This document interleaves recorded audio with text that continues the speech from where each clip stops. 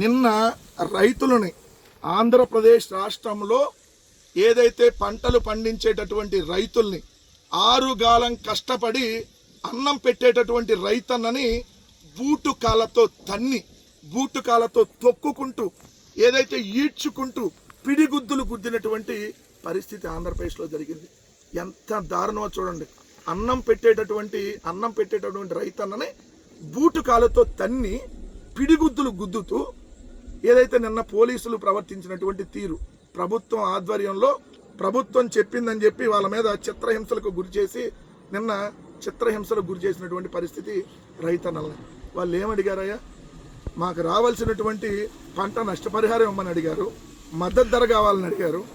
వాళ్ళు అడిగిన దాంట్లో న్యాయం ఉంది కదా, కానీ మీరు అన్యాయంగా ఈ విధంగా వాళ్ళని చిత్రహింసలకు గురి చేస్తూ నిన్న వ్యవహరించినటువంటి తీరు, నిన్న సీఎంకు రాయబారం అనేటటువంటి ఒక కార్యక్రమానికి రైతులు, రైతు కూలీలు, ఏదైతే కౌలు రైతులు వీళ్ళందరూ నిన్న వెళ్ళి అక్కడ విజయవాడకు సంబంధించిన దాంట్లో అక్కడికి వెళ్ళి ధర్నా చౌక్లో పాల్గొని ఏదైతే వాళ్ళకి రావాల్సినటువంటి బకాయిలు ఏదైతే ఉన్నాయో ఆ బకాయిలను తక్షణమే విడుదల చేయమని అడిగితే ఈ విధంగా చిత్రహింసలకు గురి చేస్తారా?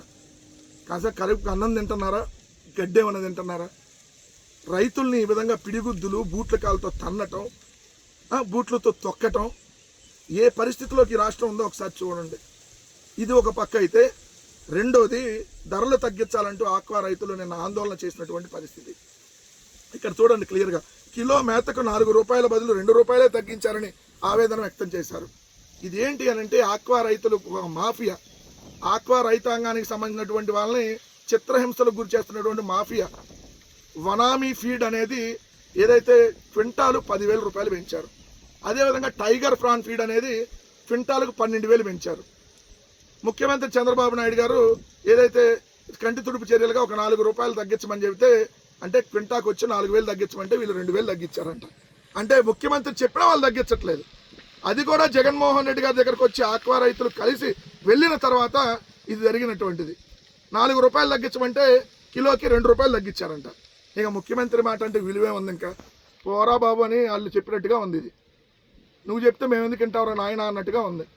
ఇప్పుడు మరి చంద్రబాబు నాయుడు గారు 50 సంవత్సరాల రాజకీయ అనుభవం తీసుకెళ్ళి ఏదైనా ఆక్వా చెరువులు ఏమైనా పెట్టుకుంటాడేమో సమాధానం చెప్పాలి. ఇంకొక అంశం వచ్చేటప్పటికి మనకు తెలుసు కదా, అచ్చం దెమ్నాయుడు అనేటటువంటి మంత్రి ఉన్నాడు కదా, పోలీసులు తినటానికి వచ్చారా అని చెప్పి ఒళ్ళు బలిసి కొవ్వెక్కి మాట్లాడేటటువంటి మంత్రి.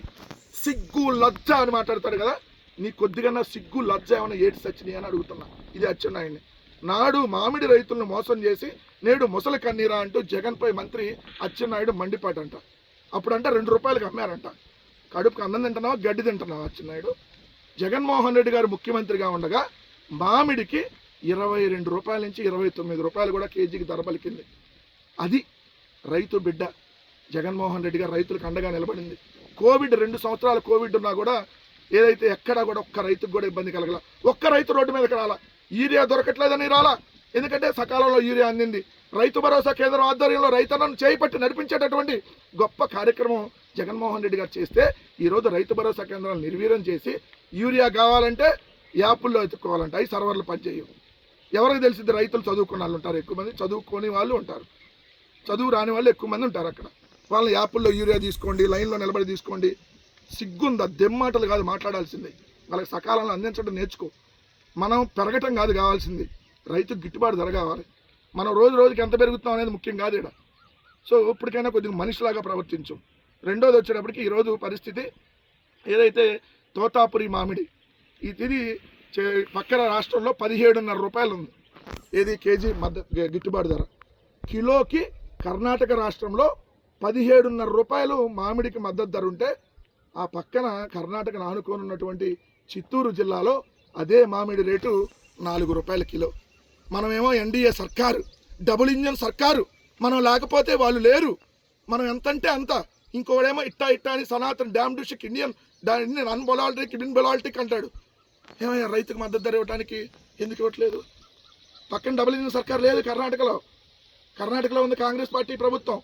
కానీ అక్కడ ఉన్నటువంటి మంత్రి కుమారస్వామి ఒకళ్ళే మంత్రి. ఆ కుమారస్వామి ఆ రాష్ట్రంలో 17.5 రూపాయలు మద్దతు ధర ఇప్పించుకోగలుగుతున్నాడు. మరి మనం ఎందుకు ఇప్పించుకోలేకపోతున్నాం? 21 మంది ఎంపీలు, మళ్ళీ పెద్ద మందంతా ఉంది కదా, 3 పార్టీల కూటమి. కానీ రైతుకు మాత్రం న్యాయం జరగట్లేదు. కనీసం ఇప్పటికైనా రైతుకు న్యాయం చేసేటటువంటి కార్యక్రమం చేయమని చెప్పి ఏదైతే కోరుతా ఉన్నా.